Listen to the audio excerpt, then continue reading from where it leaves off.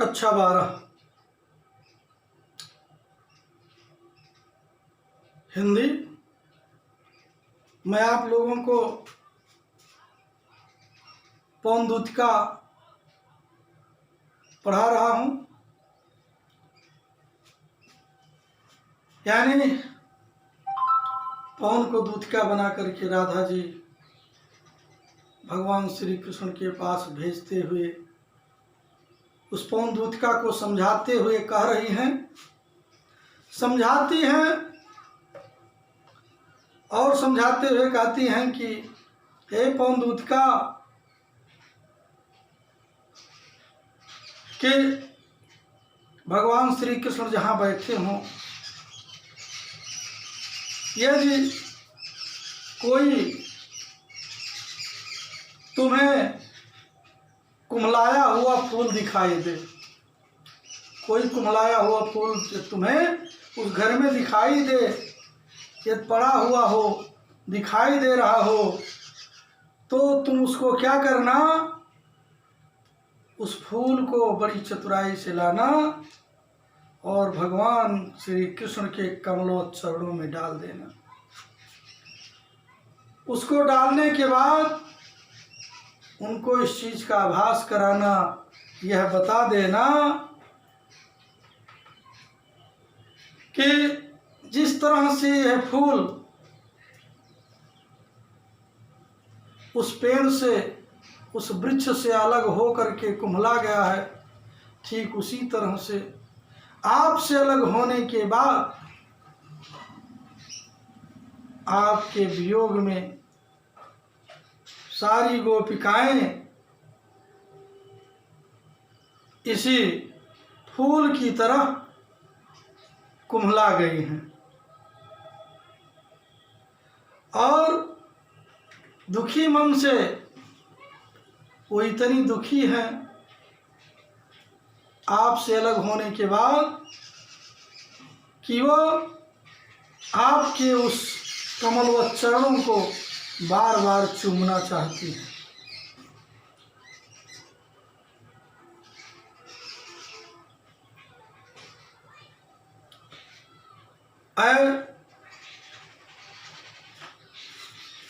पौन दूतिका,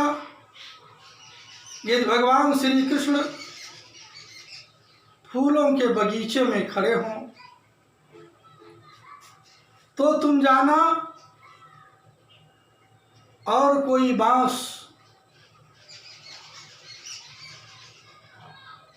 तुम्हें दिखाई दे, पेड़ दिखाई दे, उसका छिद्र दिखाई दे, तो तुम जाना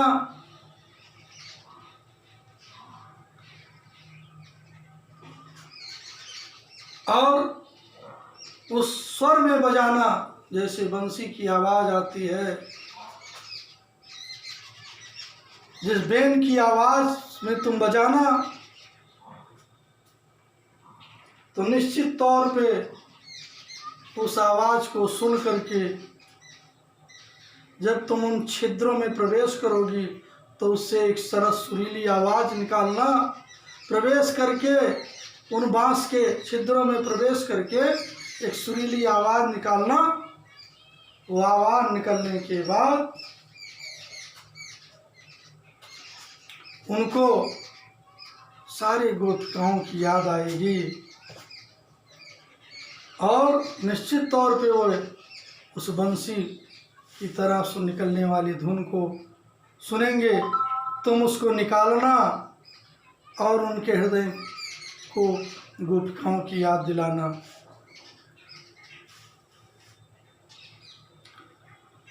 इसके बाद ला के फूले कमल दल को श्याम के सामने, कमल के फूल को तुम लाना और भगवान श्री कृष्ण के सामने उसको तालाब में डुबाना, फिर निकालना, उनके सामने उसको डुबोना, डुबोने के बाद निकालना, थोड़े थोड़े, थोड़ा थोड़ा विपुल जल में व्यग्र हो डुबोना, व्यग्रता के साथ धीरे धीरे करके उसको उस जल में थोड़ा थोड़ा डुबोना। यो देना ये भगिनी जतला, एक भोजन नेत्रा, आँखों को हो बिरा बिथरा वार में मूर्ति। और इसका आभास कराना कि जिस तरह से कमल दल इस जल में डूब और निकल रहा है, उसी तरह से आपसे विलग होकर के, आपसे अलग होकर के गोपिकाएं भी के आँखों भी आंसू, वो कमलों जो नेत्र हैं, उनके जो नेत्र रूपी कमल रूपी जो नेत्र हैं, वो भी इस विरह रूपी जल में उसी तरह से डूब रहे हैं और उतरा रहे हैं जिस तरह से वो कमल उस जल में धीरे धीरे डूब रहा है, निकल रहा है, धीरे धीरे डूब रहा है और निकल रहा है।